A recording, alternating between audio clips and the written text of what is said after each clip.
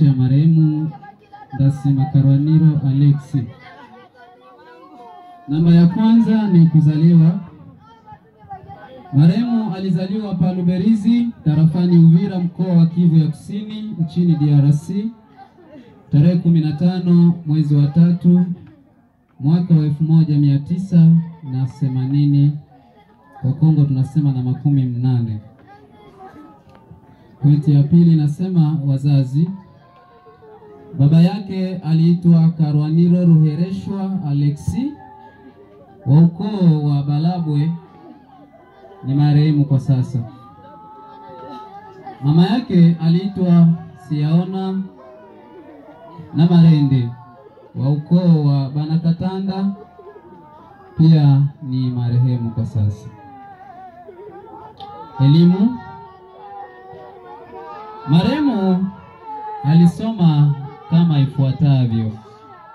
Namba 1, marehemu alisoma shule ya msingi, lakini baada ya shule ya msingi alijiunga na vyuo vya teolojia, na kwenye vyuo hivyo akawa anapata shahada zifuatazo. Tunaona alipata diploma, akapata degree na masters kwenye practical ministry kwenye chuo cha World Evangelism Bible College.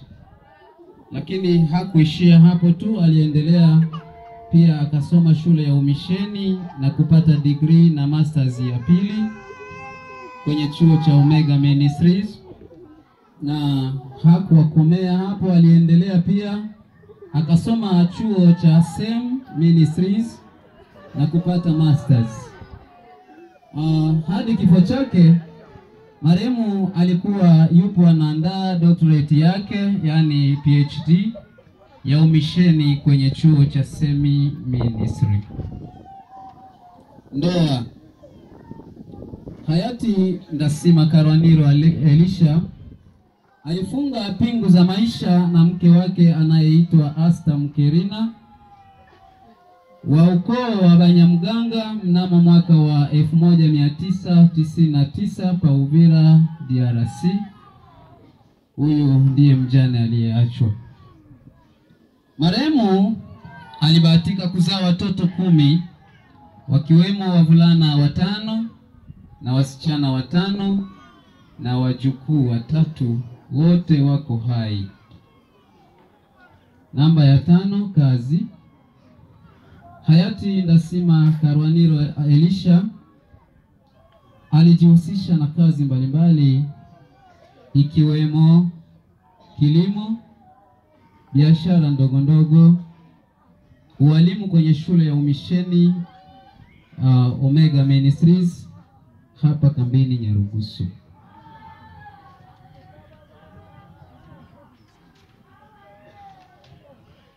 Maisha ya kiroho. Hayati Ndasima Karwaniro Elisha alipokea Yesu Kristo kuwa Bwana na Mwokozi wa maisha yake mnamo mwaka wa 1998 katika kanisa la WTMC Pake Kabondozi, tarafani Fizi, DRC.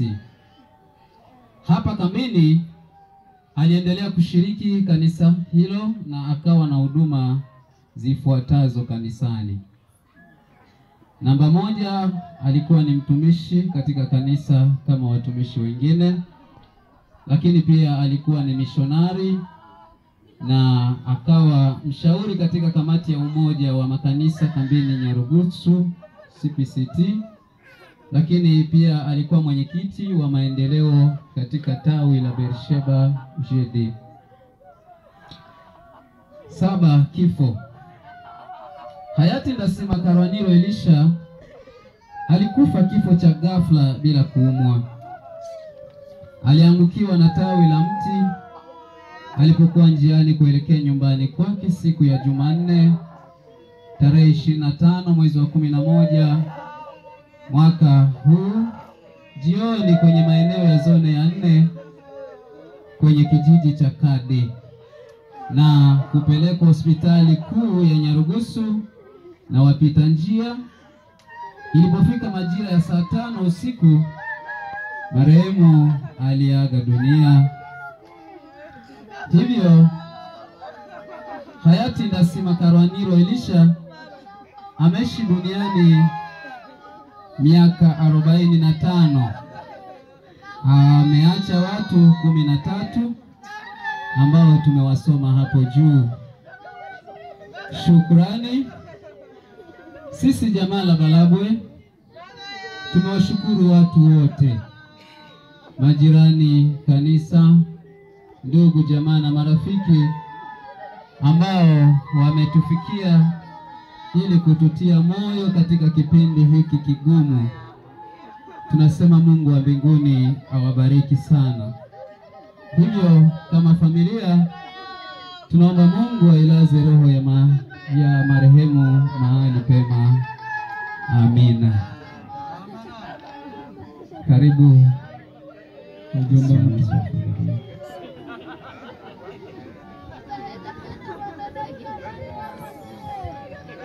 Bwana Yesu asifiwe.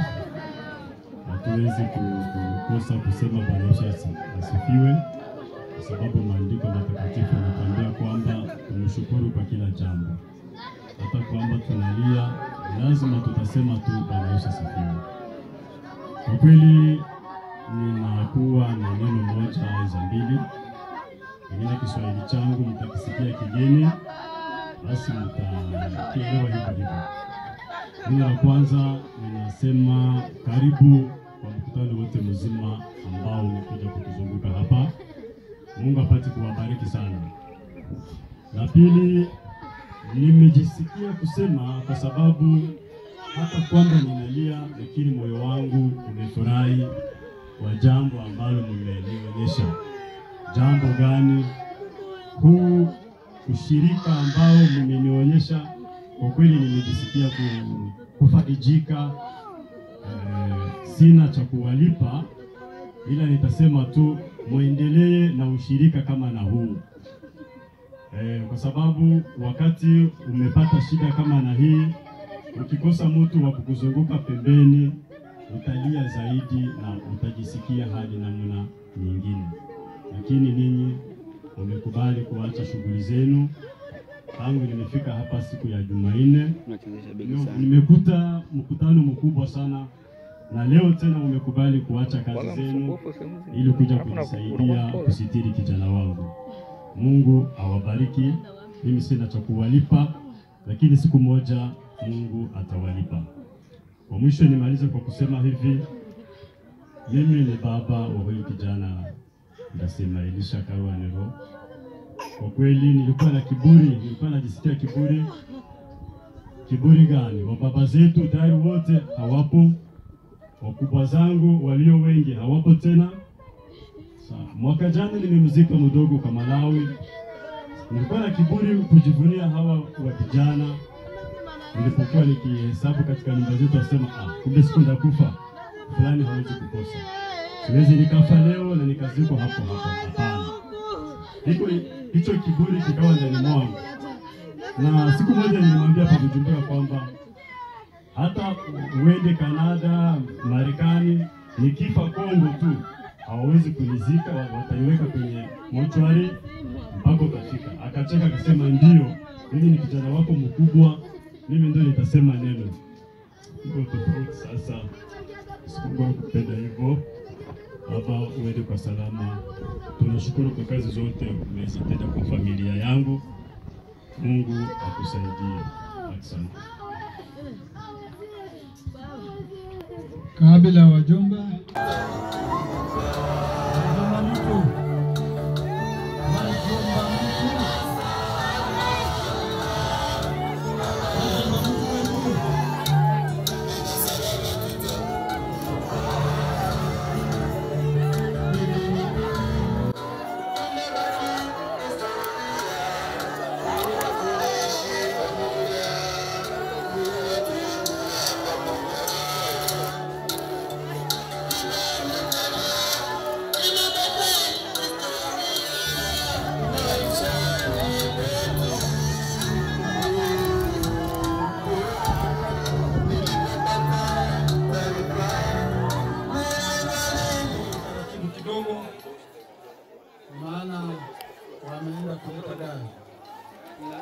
Jua vijana huwa wanadandia sana kuwa wa kwanza. Kwa hiyo tunahitaji gari litakapofika tu, yaani